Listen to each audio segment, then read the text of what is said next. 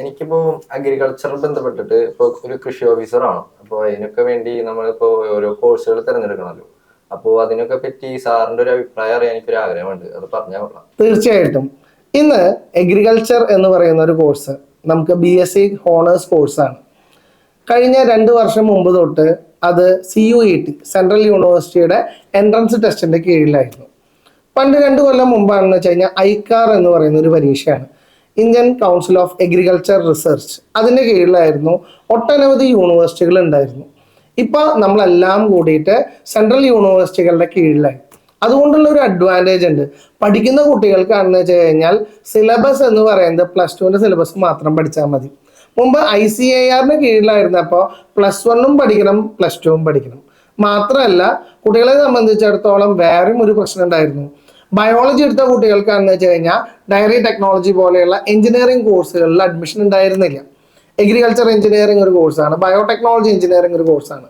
പക്ഷേ CUET ഏറ്റെടുത്ത് കഴിഞ്ഞപ്പോൾ കുട്ടികൾക്ക് സ്റ്റുഡൻസ് ഫ്രണ്ട്ലി ആയിട്ടുള്ള രീതിയിലേക്ക് അത് മാറി.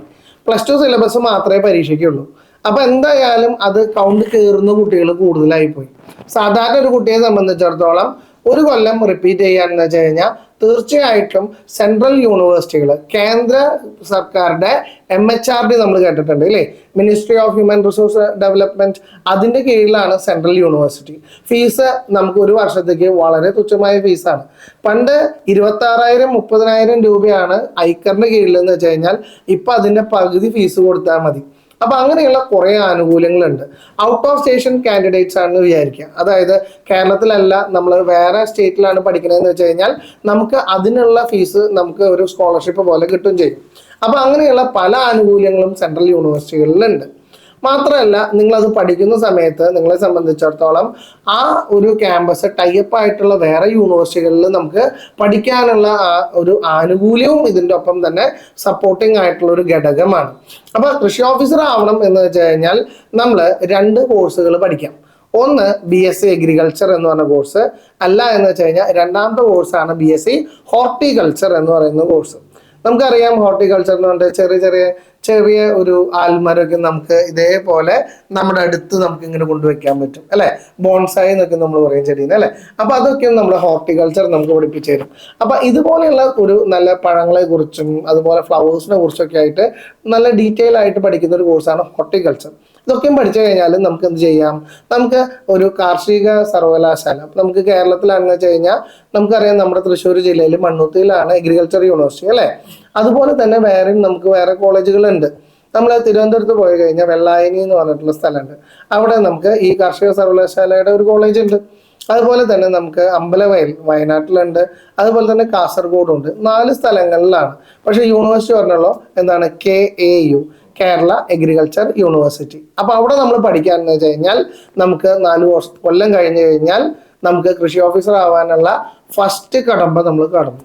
അതിനുള്ളൊരു അഡ്വാൻറ്റേജ് എന്താണെന്ന് വെച്ച് കഴിഞ്ഞാൽ കേരളത്തിൽ ആ കൂടി 4 കോളേജേ ഉള്ളൂ. അപ്പോൾ ഈ കുട്ടികൾ മാത്രമേ കോമ്പറ്റീഷൻ ഉണ്ടാവുള്ളൂ അല്ലേ, അല്ലാതെ 150 കോളേജൊന്നുമില്ല. അപ്പം എന്തുണ്ടാവും, നമുക്ക് ഈ പറയുന്ന കോഴ്സുകളുടെ പരീക്ഷകൾ എഴുതി കഴിഞ്ഞാൽ നമുക്ക് കിട്ടാനുള്ള ചാൻസ് കൂടുതലാണ്. ഒരു 200 പിള്ളേർ പരീക്ഷ എഴുതുമ്പോൾ ആർക്കാ കിട്ടാന്നുള്ളത് നമുക്ക് അറിയാൻ പറ്റും അല്ലേ. അപ്പോൾ തീർച്ചയായിട്ടും നല്ലൊരു ജോലി സാധ്യതയുള്ള ഒരു കോഴ്സാണ് BSc അഗ്രികൾച്ചർ എന്ന് പറഞ്ഞ കോഴ്സ്. മാത്രമല്ല, ചില കുട്ടികളാണെന്ന് വെച്ച് കഴിഞ്ഞാൽ ഈ കോഴ്സ് പഠിക്കണം എന്ന് ആഗ്രഹമായിട്ട് എൻ്റെ അടുത്തേക്ക് വന്നിട്ടുണ്ടായിരുന്നു. കാർഷിക സർവകലാശാലയിൽ പഠിക്കണം എന്ന് വെച്ച് കഴിഞ്ഞാൽ നീറ്റിൻ്റെ ക്വാളിഫിക്കേഷൻ ഉണ്ട്. ഏകദേശം 560 മാർക്ക് കിട്ടണം നീറ്റിൽ. 720 560 അത്ര എളുപ്പം കിട്ടില്ല അല്ലേ. അപ്പോൾ ഫീസ് കൊടുത്ത് പഠിക്കണം എന്ന് വെച്ച് കഴിഞ്ഞാൽ പ്രൈവറ്റ് കോളേജുകളുണ്ട്. അപ്പോൾ ആ പ്രൈവറ്റ് കോളേജുകളിൽ ശ്രദ്ധിക്കേണ്ട കാര്യം, നമ്മുടെ കേരള PSc അംഗീകൃതമാണോ എന്നുള്ളതാണ് നമ്മൾ നോക്കേണ്ടത്. അപ്പോൾ അതിനുള്ള പല കോളേജുകളിലും നമ്മൾ അഡ്മിഷൻ കൊടുക്കുന്നുണ്ട്. നമുക്ക് 10.5 ലക്ഷം രൂപയാണ് അവിടെ ടോട്ടലായിട്ട് ഫുഡ് അക്കോമഡേഷൻ എല്ലാം കഴിഞ്ഞിട്ട് നമുക്ക് ഉണ്ടാവുക. അപ്പോൾ നല്ലൊരു കോഴ്സാണ്. പഠിച്ചു കഴിഞ്ഞാൽ എന്തായാലും നമുക്ക് കേരളത്തിൽ മാത്രമല്ല, നമുക്ക് വിദേശത്തേക്കാണെന്ന് വെച്ച് കഴിഞ്ഞാലും ഇതിൻ്റെ ഒരു ജോബ് ഓപ്പർച്യൂണിറ്റി വളരെ നല്ല രീതിയിൽ മുന്നോട്ട് പോകാനായിട്ട് പറ്റും.